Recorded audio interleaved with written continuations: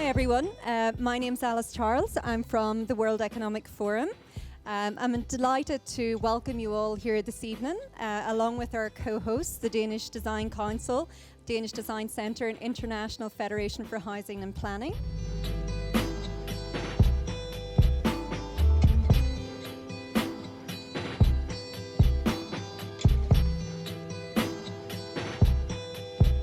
One of the exciting things is if we know more about what the local environment is like, we can see that there are actually industries that have waste heat. There are power plants that have waste heat. We've investigated that on a European scale.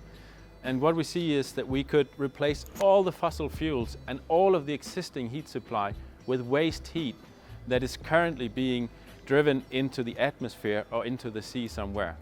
And by doing that, we could replace all of the fossil fuels currently being used.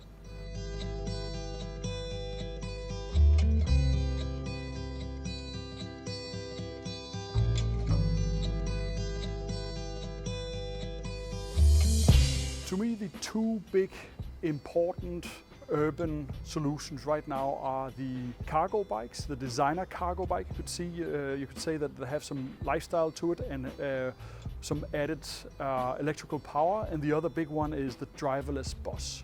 So a kind of shuttle bus that goes from the real start point to the real end point.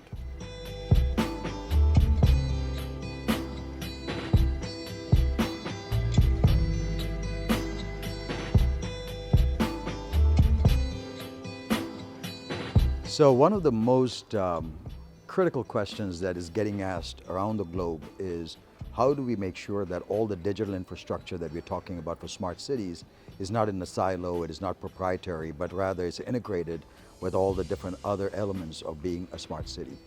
And I think that's a fundamental question. So one of the things we always say is that too much of the city planning is around physical infrastructure, but not enough thought has been put into digital infrastructure. So the more the city planners, the more the mayors, the more the citizens talk about what city do they want, digital infrastructure should be embedded in that context and in a seamless manner, upfront, not after the fact.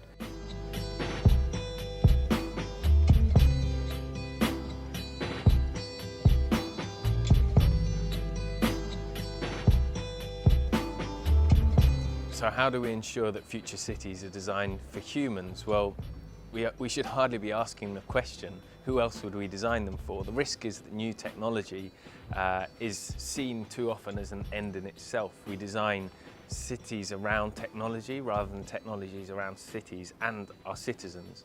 And I think we should be looking to base the future former cities around the potential of the people that live in them rather than the potential to exploit them in terms of new technological possibilities.